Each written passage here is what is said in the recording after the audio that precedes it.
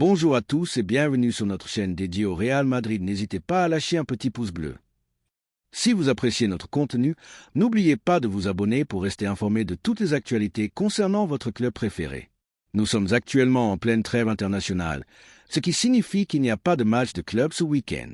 Cependant, le calendrier à venir pour le Real Madrid est chargé et crucial. Dans exactement 6 jours, le 29 mars, le Real Madrid accueillera Leganés au stade Santiago Bernabéu. Ce match marquera le retour à la compétition après cette pause internationale. Ensuite, le 1er avril, le Real Madrid se déplacera pour affronter la Real Sociedad. Ce match à l'extérieur sera un test important pour l'équipe, car la Real Sociedad est toujours un adversaire coriace. Après ce déplacement, le Real Madrid recevra Valence, un autre match à domicile qui promet d'être intense. En parallèle, le Real Madrid se prépare pour les quarts de finale de la Ligue des Champions, où ils affronteront Arsenal. Ce match aller-retour sera décisif pour la suite de la compétition européenne et l'équipe devra être au meilleur de sa forme pour espérer se qualifier pour les demi-finales. Fin de saison en Liga. En ce qui concerne la fin de saison en Liga, il reste 10 matchs à disputer pour le Real Madrid. Parmi ces rencontres, le match contre le FC Barcelone, actuel leader du championnat, sera particulièrement déterminant. Le Real Madrid, actuellement deuxième, devra tout donner pour espérer ravir la première place et remporter le titre. La saison se terminera à domicile contre la Real Sociedad et juste avant cela, un déplacement périlleux à Séville est prévu lors de l'avant-dernière journée. Ce match contre Séville pourrait également être crucial pour le classement final. Rythme infernal des joueurs. Malgré la trêve internationale, il est important de noter que les joueurs du Real Madrid ont eu un calendrier extrêmement chargé ces derniers temps. En effet, au cours des 75 derniers jours, l'équipe a disputé pas moins de 22 matchs dans 4 compétitions différentes, la Liga, la Ligue des Champions, la Coupe du Roi et la Supercoupe d'Espagne. Cela représente pratiquement un match tous les 3 jours, un rythme infernal qui explique la fatigue visible des joueurs lors des récentes rencontres. Cette cadence intense a mis à rude épreuve la condition physique des joueurs et la trêve internationale arrive à point nommé pour leur permettre de récupérer. Situation des joueurs.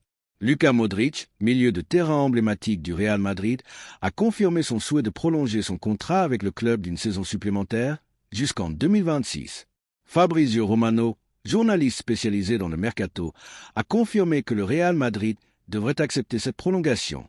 Modric, dont le contrat actuel expire le 30 juin prochain, a toujours exprimé sa préférence pour rester au Real Madrid, où il a connu de nombreux succès. Fede Valverde, qui a souvent été utilisé comme défenseur droit cette saison en raison des blessures et des absences, devrait retrouver son poste de prédilection au milieu de terrain. Cela se fera une fois que Dani Carvajal sera rétabli de sa blessure, ou si le Real Madrid parvient à recruter un nouveau latéral droit.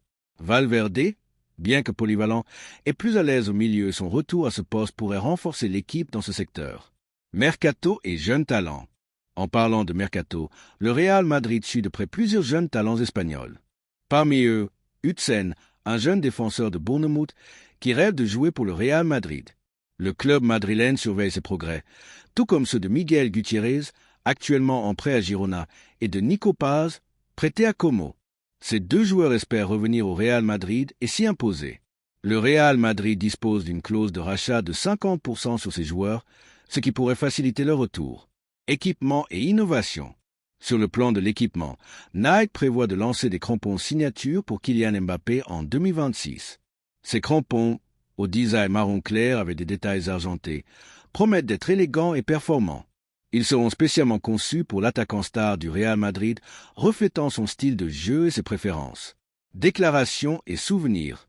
Ramos Rodriguez, ancien joueur du Real Madrid, a partagé ses souvenirs et ses impressions sur son passage au club. Il a évoqué son admiration pour Zinedine Zidane, son idole, qui s'entraînait parfois avec l'équipe et se montrait meilleur que tous les joueurs, malgré sa retraite sportive. Rodriguez a également parlé de Carlo Ancelotti, qu'il considère comme le meilleur entraîneur au monde.